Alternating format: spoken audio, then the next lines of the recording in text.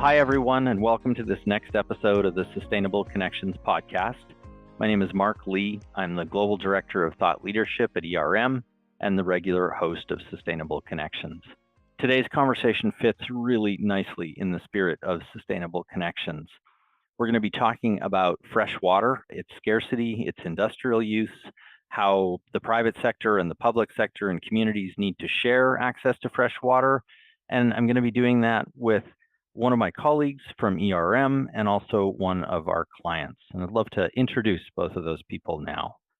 So first of all, from Cemex, and I'm going to ask our guest to introduce the company as well as himself in just a moment, we have Vicente Saiso Alva, who is the Global Vice President of Sustainability at Cemex based in Monterrey, Mexico. And Vicente, please say hello. And can you please tell us too, how did you end up with that sustainability title? Why are you doing this work? And what is Cemex, for those who don't know? Perfect. Thank you very much for that quick intro, Mark. As you mentioned, Vicente Saiso, I'm the Global Sustainability Vice President at Cemex. Cemex is a global building materials company. We manufacture cement, ready mix, and aggregates. We serve the construction industry. I have been in the company 28 years, and in the last 10 years, I have been at this role, developing and growing the sustainability function within Cemex. At Cemex, I think many years ago, we recognized that we have some environmental and social impacts when we conduct our activities. And conscious about those impacts, we enter into an effort to try to minimize them, to optimize them, and to do things differently in our industry to try to be a better citizen, a better neighbor, a better partner, and as well align ourselves with the trends of the big impacts that climate change is having in our society. I truly believe is one of the biggest challenges that humanity is facing. And we want to make sure that as an industry, we do as best as we can to minimize that big challenge and that we can actually contribute to making it better and having less impact. Terrific. And for those who don't know, Cemex is one of the maybe 5 biggest companies in its industry in the world, depending on exactly how you count. And in an industry that we think of as being quite heavy impact, it's received lots of plaudits over the last few years for its work on energy and climate and water from the World Benchmarking Alliance and others. And we're going to dig into some of that story today. Before we go farther on that, though, I want to introduce our other panelists today. Greg Koch is with us, who is ERM's technical director or an ERM technical director, and he's really one of our organization's lead experts on water. He's also been part of the Cemex story. So Greg, welcome, and introduce yourself. Tell us a little bit about what you do. So coming out of engineering school in the early 90s, I was focused on civil engineering, structural engineering, but I kept running into water. I kept running into contaminated water, pollution, water impacting construction, and I just became fascinated. And so I took my civil engineering background and applied it to the water space, which was more a classical water resource management, water management within the 4 walls of a production facility, efficiency, wastewater treatment, sort of classical water topics. And I parlayed that into a job leaving consulting and design with the Coca-Cola Company. And I was proud to work with them for over 21 years. And I started with water in the 4 walls of a bottling plant, efficiency, quality, wastewater treatment. But the company, myself, and I think the world has increasingly grown aware of and are responding to water crises that inside the 4 walls of the plant is sometimes not enough. So I had a great career with the Coca-Cola Company and came back into consulting, now working with ERM and helping clients like Cemex innovate in this space, but really understand water in a holistic fashion and align it with a business strategy to mitigate any potential business risk from water-related issues. And that's my focus here, and have been very proud to work with Cemex on this leading initiative. Terrific. We'll dig into or we'll expand beyond those four walls that you referenced, that this conversation is very much going to be about what Cemex does, certainly in terms of its own freshwater use, but how it operates with other users of that as well. I'm struck with this image of no matter what you tried to do in your early engineering career, you couldn't get away from water, which leaves me with an image of you kind of running away from a wave that is about to break over you. Hopefully you're a heck of a swimmer or a good surfer or both of those things. Great to have you both on the podcast today. Excited to dig into this and just want to help our listeners get some context here. So Vicente, if I can go back to you, we could, of course, talk about a huge range of things with your company's global operations and different environmental impacts, but we really want to key in on fresh water. And I know you just made a new kind of zero freshwater use announcement. I think it was published in your annual report just in the last couple of months. Can you tell us what the detail is there? And maybe we can use that as the context for the rest of our conversation. We consider this to be a very relevant initiative. We chose to partner with ERM to do it. We realized water is a key input for our production process. In the cement process, it helps us to cool down our equipment. In the ready mix business is how we produce concrete. It's a basic input together with cement, the sand and gravel, and it goes to the job site. And then in aggregates, which is the sand and gravel that is used as a construction material, we use it to wash the material. No? So it's a key element in our production process, and it has always been there. No? What we didn't realize many years ago is that the evolution of water availability and the different types of water that could be used in our production process, the dynamics are changing, and climate change is contributing a lot to that. And water is becoming more scarce in some regions of the world. And it impacted us directly. And I want to highlight one very direct experience that we had in our headquarters in Monterrey in the north of Mexico, a place where water became very scarce. Between 2020 and 2022, there was no rain for 2 or 3 years. All the superficial sources of water emptied completely. And actually, the city was left without enough water to feed all the population. We started to see cuts of water to people, and it became really a big crisis for the city. At that point in time, we realized that we had to do something different, and specifically with fresh water, so that we could continue to run our business, do not compete in the use of water that is suitable for human consumption and also for agricultural consumption. No? So we focus our efforts in fresh water. We realized that we could do things in our production process to try to look for alternative sources of water and leave fresh water to be used by the population. And we made partnerships with the local utility that has some water treatment plants across the city.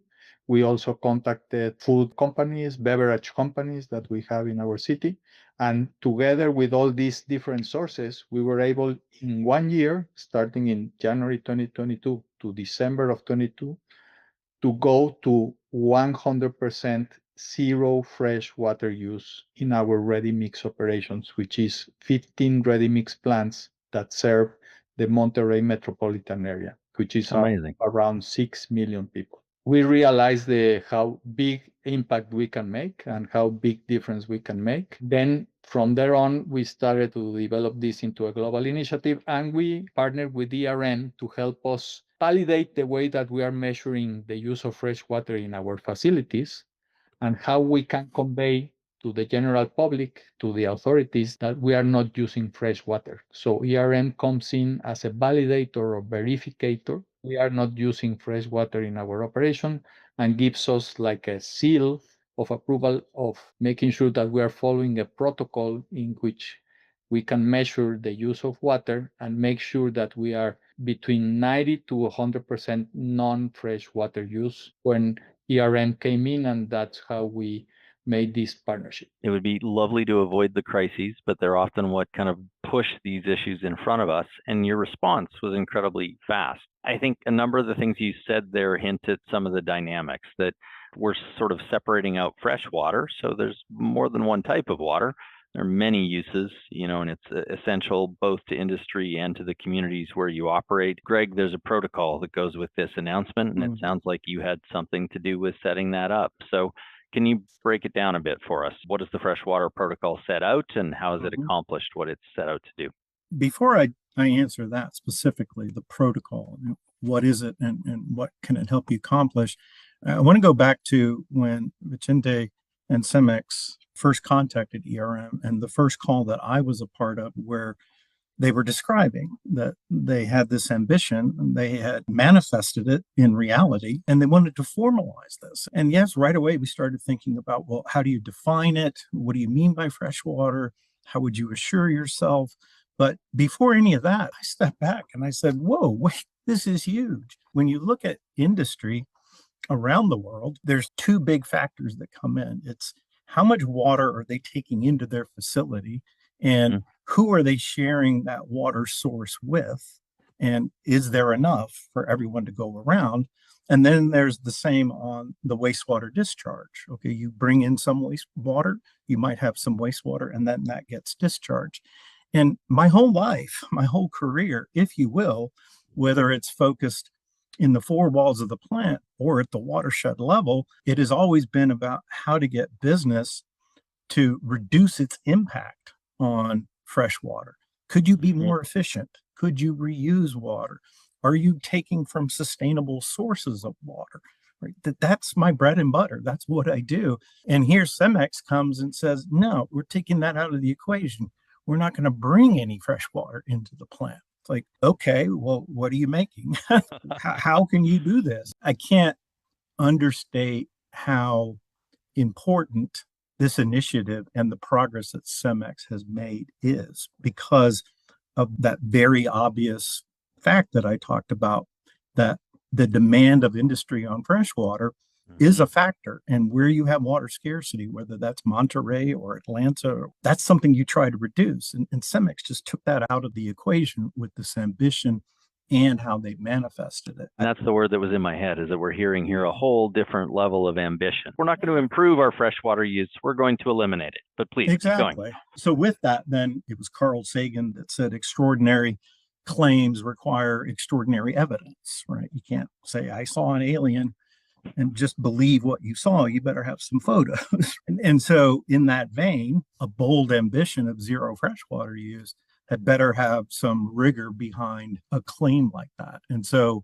yes, our collaboration with Cemex was, number one, to define what we mean by freshwater use, and then define, and it sounds obvious, but how do you define zero freshwater use? How do you define a negative? So this involves obviously being able to document all sources of water incoming to a plant and characterize that water as either treated wastewater, such as what Cemex uses in Monterey, or rainwater, seawater, whatever the case may be, but have a clear protocol of defining what water sources that you have, and then have to develop a protocol that basically is a checklist of what an auditor or anyone who wants to assure themselves of zero freshwater use, what would they have to be able to prove? And so developing that protocol so that there's no question when someone says there's zero freshwater use, we had to have a protocol developed that would be very sound, that could be replicated, not just by Cemex, but others in the construction industry and even beyond.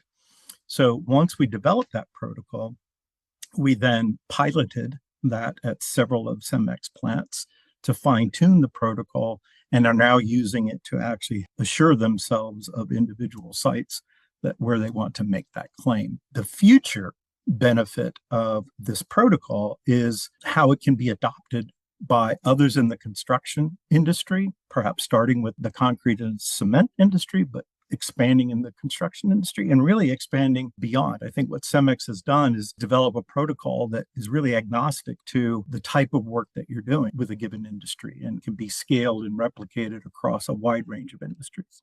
Great. Thanks, Greg. And so I hear a couple things in there. And one is that clarity of definitions. So really nailing down meaning. These have to be definitions that there is an ability to verify and to prove as well, to kind of measure and assess and attest to other water users exactly what Cemex is doing.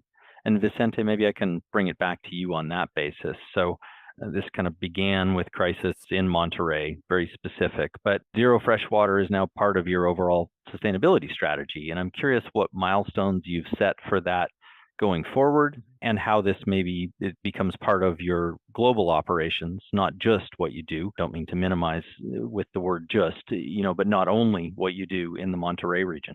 Back in 2013, we did like a water footprint study of our operations. We wanted to know what was the expected availability of water in the future for our operations. We knew that it was going to become a hot topic and something relevant for the business continuity of our production processes. And at that point in time, we realized that this is a very key element of our production process. No, we get some results from that initial study that we updated them in 2020, and we found that in 2020 we mapped all of our production sites, cement, ready mix, and aggregates throughout the world. Is more than 1,500 sites in different locations. A water tool called Aqueduct from the World Resource Institute. What is the level of stress of water availability in a certain region? Is low water stress, high water stress. And in that exercise, we were able to identify that at the present time, around that time in 2020, we had like 16% of our production sites around the world were in high water stress areas. Those sites were going to face at some point in time scarcity. The alarming thing of this is that this tool allows you to do projection of how water stress is going to look in the future. 16% becomes 43% of our sites by 2030 in the projection that these tools allows you to make. 2030 feels increasingly like tomorrow. You must have felt the pressure the moment you realized that. Exactly. And also, geographically speaking, 16% of that picture at that time was focused a lot on the north of Mexico and the southwest of the US and a few other places in the Middle East in our operations. But by 2030 and 43%, it starts to become an issue in Europe, in other places. So it starts to become a generalized problem. And by 2040, even a little bit more than that, no?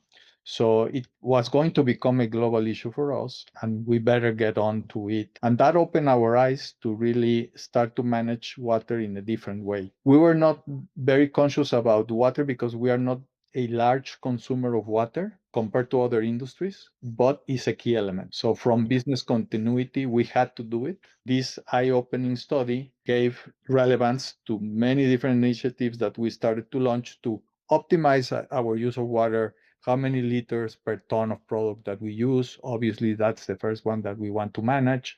But then we realized that fresh water was also going to become a relevant topic. And then the crisis demonstrated to us that also zooming in fresh water is also very relevant. So we are doing both, optimizing our use of water, how we withdraw water, how we consume water, how we discharge water. As Greg was explaining, it's also very relevant how you are discharging that water. And then we are also zooming in into fresh water. So it's multifaceted, multi-element type of situation where we have different pieces of a strategy to put together to have a really comprehensive approach towards water management. Thanks, Vicente. There's so much there in terms of the complexity of the approach here that even once you've got principles and an overall strategy for water, you've got to figure out how to apply it everywhere you operate and in the different ways that that's required globally. Greg, if I come to you, I don't mean to minimize at all how simple, because it won't be, to address the climate challenge or to preserve biodiversity. But for those things, we've kind of got clear global frameworks. We've got a Paris Agreement. We've got the coming Montreal Global Biodiversity Framework. When carbon goes into the atmosphere, it goes, and we need to deal with that on a global basis. I don't understand what good looks like for water, and particularly in the context of this, what good looks like for fresh water. How do we define that? What does good look like with water? Well, we have that. The Sustainable Development Goal 6 outlines really what a country, and you could extend that to a business, what does good look like? And that includes keeping your house in order, right? Understanding where your water comes from, being efficient with that water use in the four walls of the plant, and making sure the water you return to the environment is of high quality so that you don't add to the pollution problem. Well, that's table stakes. That's within the four walls of the plant. This is a great quote by Peter Glegg. Water's not rocket science. It's harder. And what I mean by that is not the hyper locality of water and you having to address it there. The fact is water is tangible, it is immediate, it is something you interact with every day. But importantly, water is something you share. Everywhere you are, where you're using water, you're sharing that water, first of all, with nature, but also with other water users, other industry, the general public, and certainly agriculture. And so, what does good look like? What good looks like is all about relationships. It's understanding your water use in the context of the watershed that you're a part of and who else needs that water and the issues that they're facing. And that's a great description of how Cemex went from being more efficient in the four walls of their operations in Monterey to understanding a broader context of the community that they are a part of not having sufficient water and adopting the principle of zero freshwater use. And so I think at its heart is the concepts of context and principles in a shared resource such as water. Vicente, I'd love to bring this back to you again. And, if it's about relationships, then there's a suggestion here that you've got to know what the local community needs. You've got to understand what other stakeholders' water needs are. How does Cemex go about literally, having those conversations, engaging those stakeholders, coming to agreement with them when it's probably not always easy? Greg's been giving us more sophisticated quotes. I'm going to go back to the whiskeys for drinking, waters for fighting. And how do you avoid the fighting and instead be able to comfortably meet everybody's needs so that things can continue? That's a very good question. I would like to explain and give two examples on how is that relationship, for example, with an authority that is taking care of whole metropolitan area and how you deal with the challenges that they have and the public utility that supplies the water for that. But also at the very local level, when we started to implement the ERM protocol, you have to go to the watershed and then you have to go to the local community of how they are using water. And we face a very interesting example in where in one of our production sites, we were withdrawing water. The quality of that water was technically non-fresh water because of the inerts contained in it, of what was in the protocol, what we determined that was non-fresh water. And we were starting to calculate that we were not really competing with anybody for that water. But what we realized when we were to talk to the community about this source of water is that they were actually using that source of water for human consumption. But at that specific community, that water that technically was non-fresh, for there was fresh water, and we were actually competing for the human use. No, so we couldn't incorporate that into our calculation, and we couldn't consider that really a non-fresh water that we can add up to this 100% of non-fresh water. So we had to do some adaptations of our calculations and figures, and we had to figure out what other sources of water we could tap in that would not compete with the local community. And that conversation only took place after we went through the ERM protocol and we realized that there was a conflicting definition there that we had to agree really with the community of how we should consider their immediate source of water. And then with an authority that has a bigger responsibility for addressing millions of people and all that, we actually had to go into some types of agreement. While we were starting to use less fresh water, the authority was making industry commit to how we are going to contribute with fresh water that we were taking for our production process to give it for the human consumption, that because there were real people having no water for several weeks in their houses, came to an agreement of donating on a temporary basis part of our concession of water, of fresh water, for that to be used for human consumption while we started to consume more water from the water treatment plants from the government utility that had it available. So while we were switching to that, we started to immediately make it available part of that concession for the authority to take it and to take it to the neighborhoods where they were missing some water. And that happened at the metropolitan area. And a few years after that, we have already made a commitment on a national basis with the federal authority of Mexico to give away 3 million cubic meters of our water concessions for the public use. So these are the type of trade-offs that you have to make both with authorities and communities, or authorities representing communities, on how we are going to split the use of water.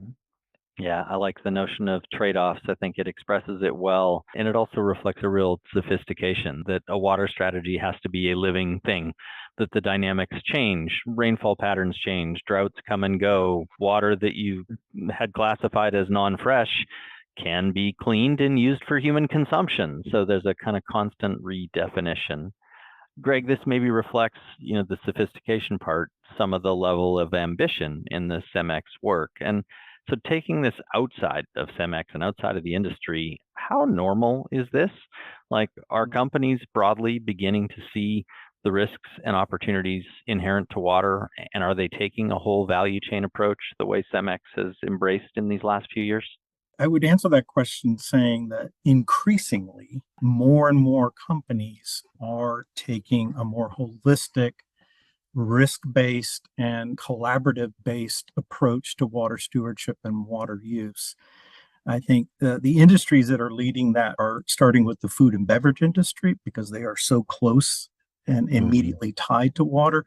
But the pharma industry, the tech sector, particularly given the high water demands of things like data centers and AI, and the construction industry are some of those that are leading in the water space. And I think Cemex's Zero Freshwater Protocol is a great example of that. However, I use the word increasingly because a lot of companies get stuck when they look at water stress. There's lots of tools out there that help you compute water stress. Some people consider that stress a reflection of business risk. A common response by most companies is to stop at that assessment of current water stress and future water stress. Just as Vicente mentioned earlier, they stop and they say, okay, wherever water's stressed, I have to double down on efficiency and be more efficient. Okay, that's good, but that misses two things. One, you being more efficient is not going to solve the problem because you're still bringing in fresh water. And so a principled approach, such as you see with Cemex on zero fresh water, is a great way of precluding that whole discussion. I don't have to be more efficient, even though they are, if I'm not bringing in fresh water that's competing with other users. That's one approach, and that's what Cemex has done. What is also required, as we've been talking about, is relationships with all those that you're sharing water with. And so the other innovative approach that I see corporations taking is building on those relationships towards collaboration and collective action at scale, right? So you have a principled approach like we have with Cemex. Be efficient, and where necessary, don't bring in fresh water and compete with people. That's a very strong principled approach. The other is, well, I'm stuck in this place and I have to use water, and water is becoming more scarce. We're stressed in other ways.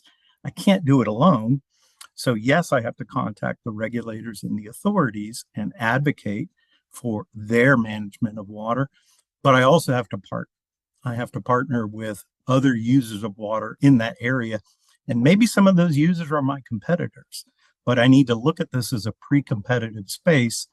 And if I want to achieve solutions at scale, I'm going to have to collaborate. And so you see initiatives like the CEO Water Mandates Water Resilience Initiative, or the Alliance for Water Stewardship's Accelerator Program. Both of those aim to pull numerous water users across industry, agriculture, and government in a given stressed location and pool all their resources, pool all of their ideas towards collective action at scale. So that's where we're headed.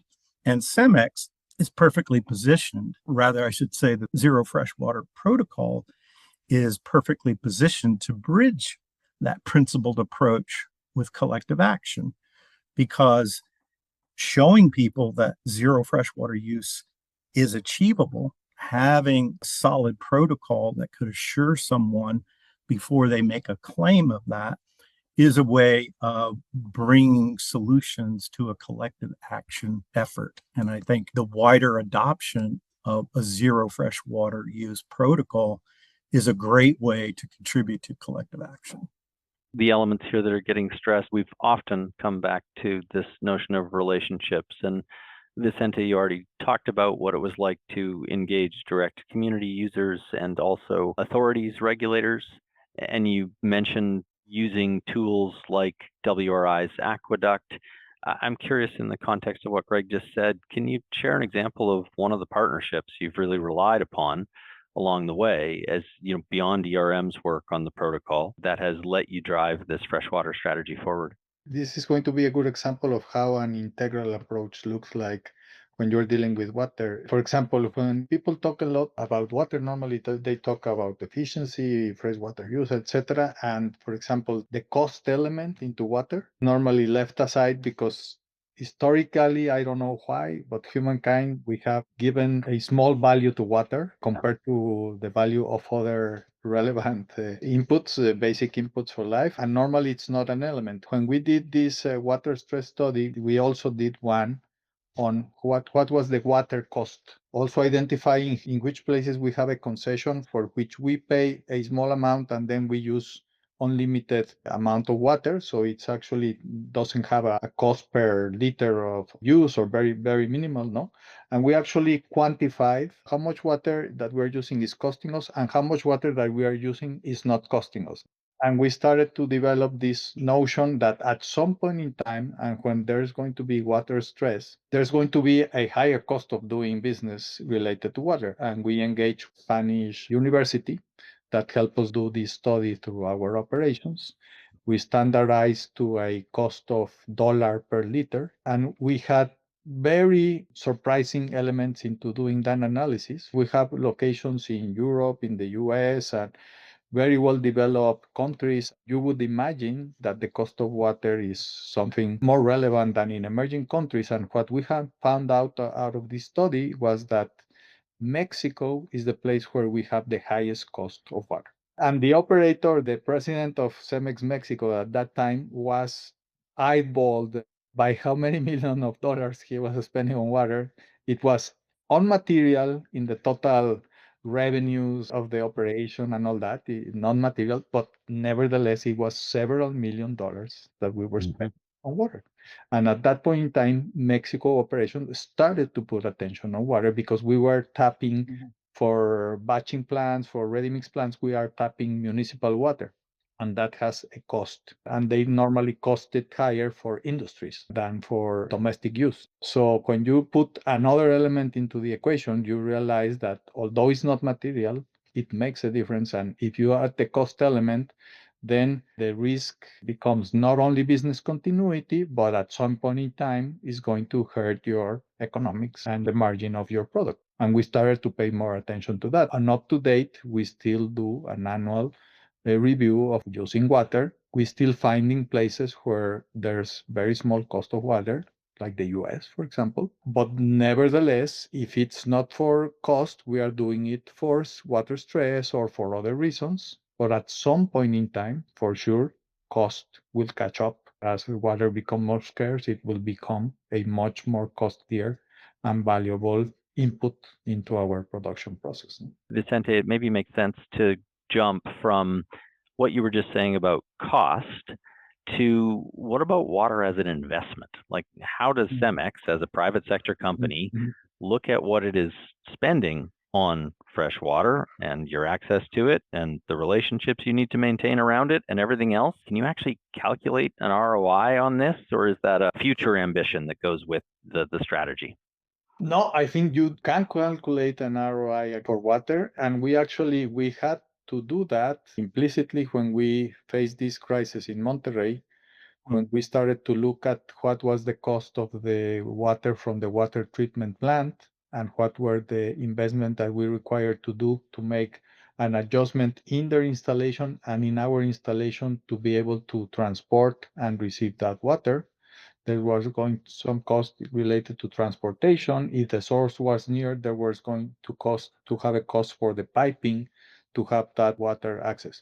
And what we had found, we had to make business case for those investments. Although we were in a hurry facing a crisis and all that, we actually did the exercise of how much money we had to put into this. This was a very good investment with high ROI because the water coming from water treatment plants was cheaper than the municipal fresh water that we were tapping in. From that, paid for the investment of substituting 100%. So we have the business case documented of that investment become ROI positive. It might not be the case in all places where you don't have a relevant cost of water. You will have to do it for other reasons, for availability, for business continuity and all that. But in some places, it does have return on investment. And it's certainly a very relevant one, not only from the cost perspective, but from your standing in the society, your standing with authorities. You are able to quantify that for sure. In many places, you will see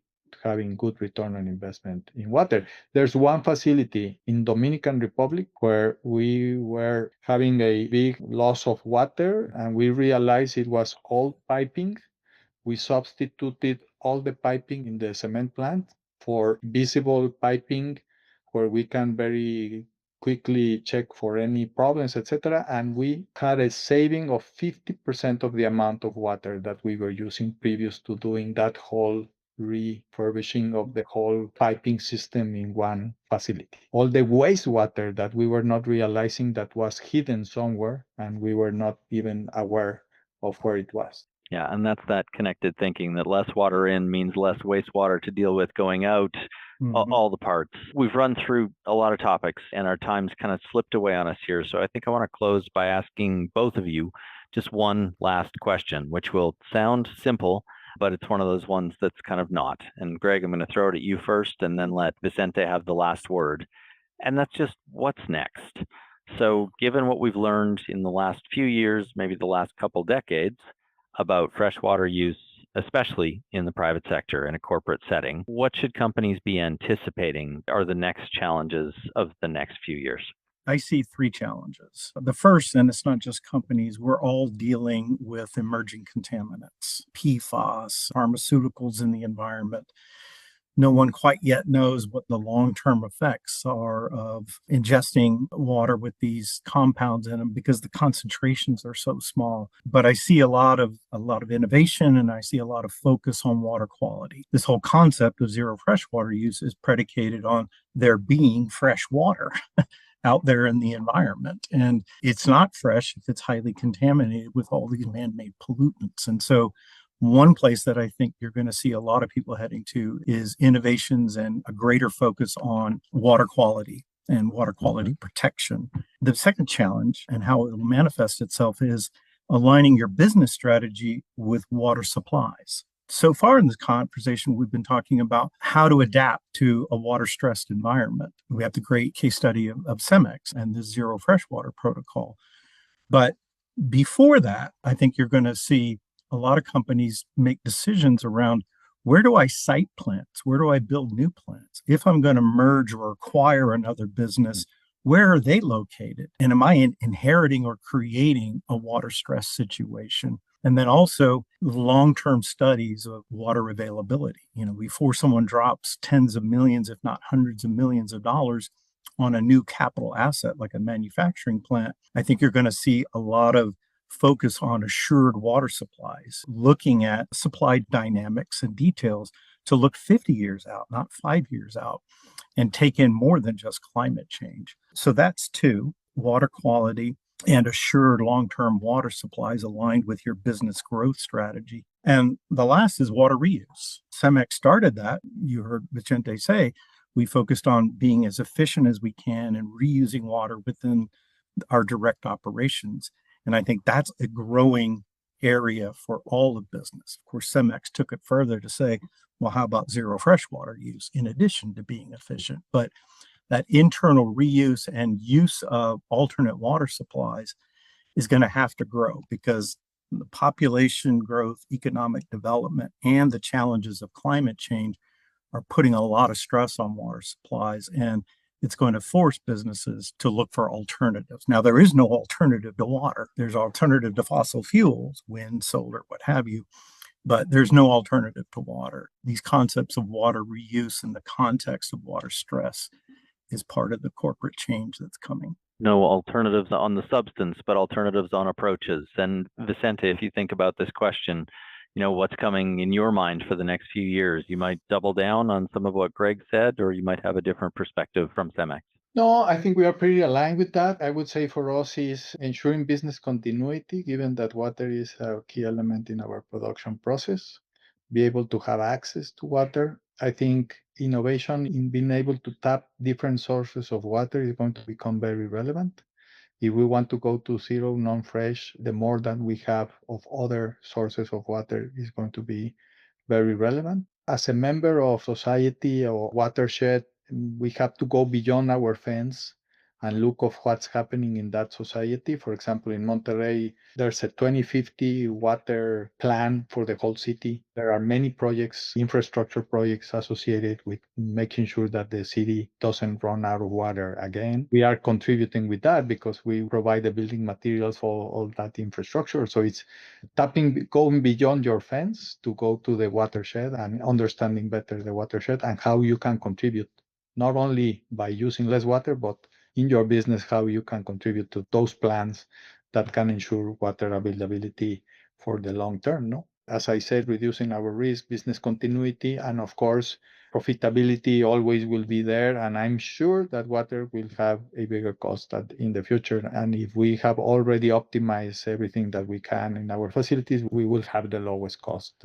possible for this key element. Yeah, water's never going to cease to be important. It's probably going to become more pressed and more scarce, and we just need to be better at managing it. I think it's to me to say thanks to both of you for illuminating, illustrating some of the ways that companies generally, but Cemex in particular, are tackling the freshwater problem. I hope for all of you listening to us today that you've enjoyed the conversation.